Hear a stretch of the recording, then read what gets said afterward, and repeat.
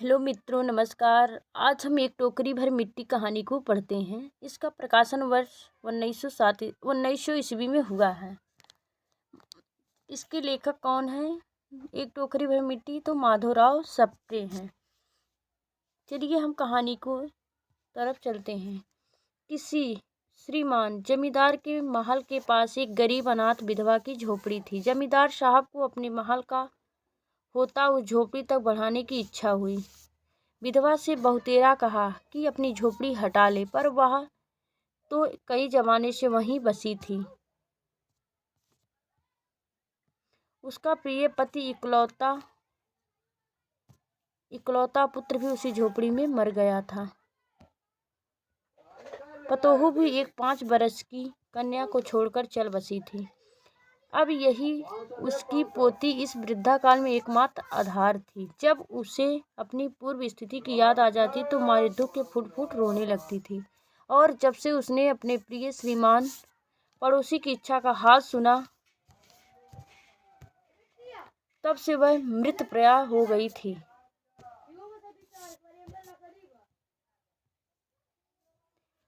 उस झोपड़ी में उसका मन लग गया था कि बिना मरे वहां से वह निकलना नहीं चाहती थी। श्रीमान के सब प्रयत्न निष्फल हुए। तब वे अपनी जमींदारी चाल चलने लगे।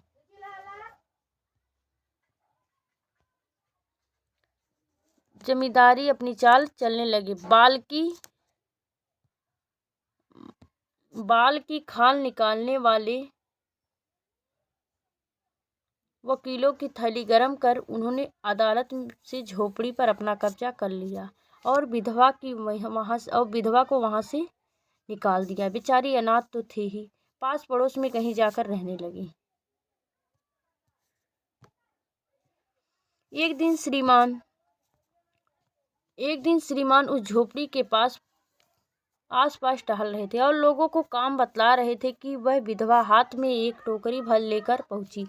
श्रीमान ने उसको देखते ही अपने नौकरों से कहा कि उससे यहाँ से हटा दो, पर वह गिड़गिड़ाकर बोली, महाराज, अब तो यह झोपड़ी तुम्हारी ही हो गई है।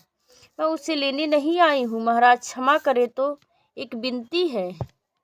जमींदार साहब के सिर हिलाने पर उसने कहा, जब से यह झोपड़ी छूटी है तब से मेरी पोती ने खाना पीना छोड़ दिया है। मैंने बहुत कुछ समझाया, पर वह एक नहीं मानती। यही कहा करती है कि अपने घर चल, वहीं रोटी खाऊंगी। अब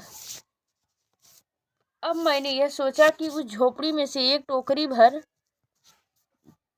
मिट्टी को लेकर उसका चूल्हा बनाकर रोटी पकाऊंगी। इससे भरोसा है कि वह बेटी हमारी जो है पोती रोटी खाने लगे। महाराज, कृपया करके आज्ञा दीजिए तो इस टोकरी में मिट्टी ले आऊं। श्रीमान ने आज्ञा दे दी। विधवा झोपड़ी के भीतर गई। वहां जाते ही उसे पुरानी बातों का स्मरण हुआ और उसकी आंखों से आंसू की धारा बहने लगी। अपने आंतरिक दुख को किसी तरह संभालकर उसने टोकरी में मिट्टी भर ली और हाथ से उठाकर बाहर ले आई। फिर हाथ जोड़कर श्रीमान से प्रार्थना करने लगी, महाराज, कृपया करके इस टोकरी भर को जरा हाथ लगाइए, जिससे कि मैं उसे अपने सिर पर रख लूं। जमींदार साहब पहले तो बहुत नाराज हुए, पर जब वह बार बार हाथ जोड़ने लगी, पैरों पे गिरने लगी, तो उसके मन में कुछ दया आ गई। किसी नौकर से न कहकर आप ही स्वयं टोकरी उठाने आगे बढ़े। टोकरी को हाथ लगाकर ऊपर उठाने लगे, त्यों ही देखा कि यह काम उनकी शक्ति से बाहर है।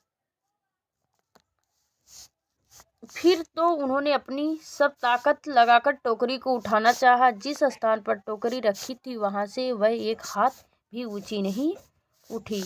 लज्जित होकर कहने लगी, नहीं, यह टोकरी हमसे उठाई नहीं जाएगी। यह सुनकर विधवा ने कहा, महाराज, नाराज ना हो, आपसे एक टोकरी भर मिट्टी नहीं उठाई जाती, और इस झोपड़ी में तो हजारों टोकरियां मिट्टी पड़ी हैं। उसका भार आप जन्म जन्म कैसे उठा सकेंगे? आप ही इस बात पर विचार कीजिए। जमींदार साहब धन मद से गर्वित हो अपना कर्तव्य भूल गए थे, पर विधवा की उपरोक्त वचन सुनते ही उनकी आंखों खुल गई। कृतकर्म पश्चाताप, उन्होंने विधवा से क्षमा मांगी। अपने कृतकर्म का पश्चाताप कर उन्होंने विधवा से क्षमा मांगी और उसकी झोपड़ी वापस कर दी। यहीं पे हमारा कहानी समाप्त होता है। नेक्स्ट वीडियो में आप लोग को कानों में कंगना कहानी पढ़ाएंगे। ओके, धन्यवाद।